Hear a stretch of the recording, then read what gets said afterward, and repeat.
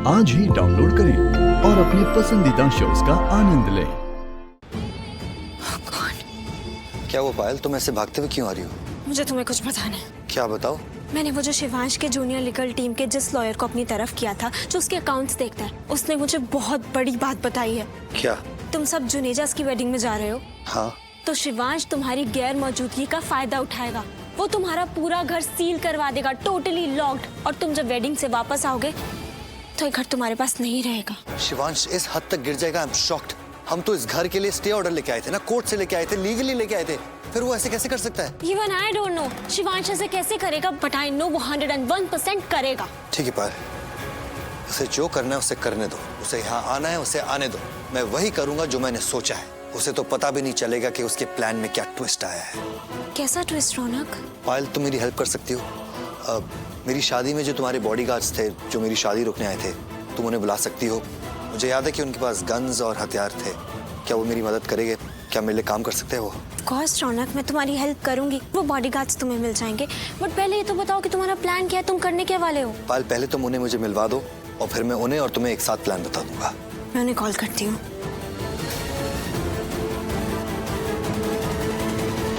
Hello शक्ति, सूर्य तुम्हारे साथ है, उससे लेकर जावेरी हाउस आ जाओ।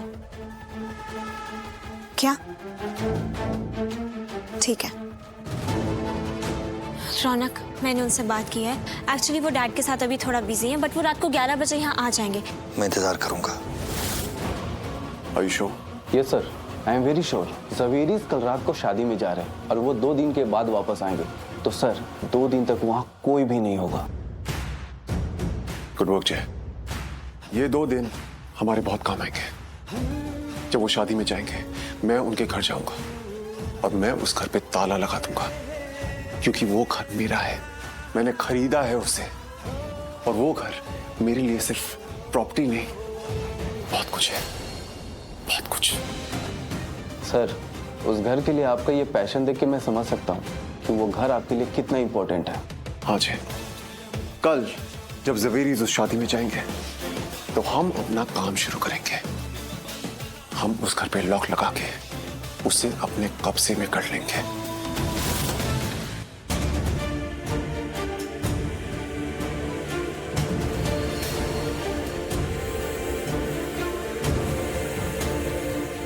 तुम खाना क्यों बना रही हो?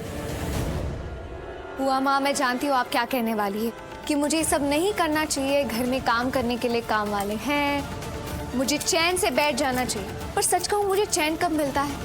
जब मेरे हाथों का बना खाना शिवांश को पसंद आता है। बल्कि कोई भी मेरे हाथों का बना खाना खाए और उन्हें पसंद आए ना, मुझे दिल से सुकून मिलता है।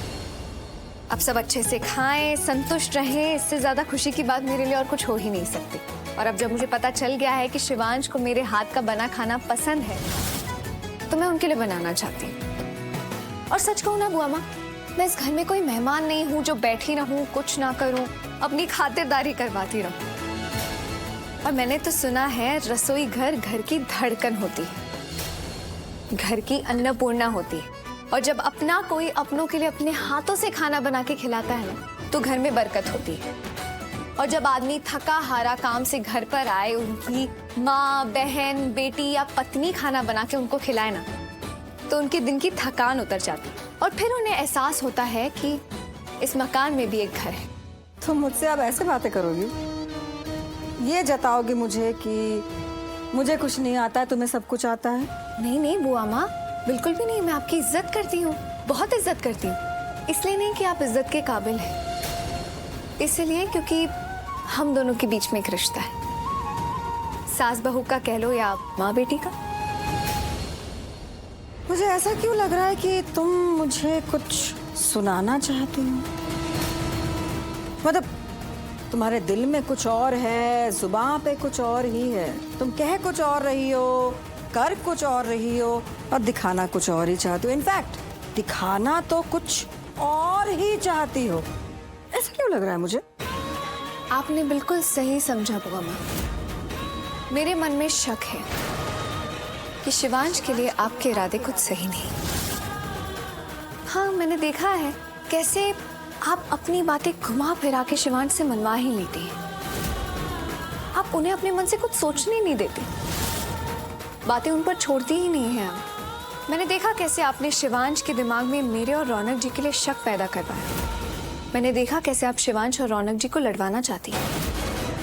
मैंने बहुत कुछ देखा है बुआ माँ, बहुत कुछ। और आप भी जानती हैं मैं झूठ नहीं बोल रही। इसलिए मेरी बस आपसे यही विनती है कि आप छोड़ दीजिए, सब मत कीजिए। आप भी जानती हैं कि मेरा एक एक शब्द सच्चा है, एक एक बात सच्ची है।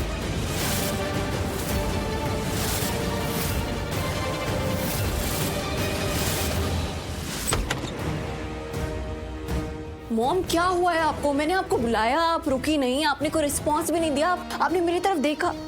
Mom what happened? आप इतने गुस्से में लग रहे हैं। मैं गुस्सा क्यों करूंगी, लेकिन हाँ इस घर में जो हो रहा है ना बहुत बहुत अजीब हो रहा है। जो नहीं होना चाहिए था वो हो रहा है। प्रार्थना ने आज जो मुझसे कहा ना, उसे सुनकर मैं शॉक्ड हूँ। What happened mom? प्रार्थना ने आपसे मिसबिहेव किया, कुछ बदतमीजी की उसने? वो बदतमीजी नहीं करती, बहुत चालाक है वो। उसने बहुत ही तमीज से मुझे मेरी औकात बता दी। वो मुझे सिखा रही थी कि मैं सही हूँ या गलत हूँ, मुझे क्या करना चाहिए क्या नहीं करना चाहिए, वो मुझे सिखा रही थी। मलमल में लपेट के मुझे चैलेंज किया उसने। मेरे एक्शंस, मेरे डिसीजंस को सवाल कर रही थी वो। I can't believe it mom. आपने उससे कह दिया ना कि वो आपसे इस तरह बिहेव ना करे। तान्या, कुछ शब्दों का जवाब शब्दों से नहीं दिया जाता है, क्योंकि ऐसे जवाब में वजन कम हो जाता है, उन शब्दों की अहमियत कम हो जाती है और सामने वाले को कुछ समझ नहीं आता। इसलिए कभी कभी जवाब भले ही सामने वाले को सुनाई ना दे, उसे महसूस होना चाहिए। ऐसा जवाब देना होता है सामने वाले को कि सीधा जाके उसके दिल में चुभ जाए।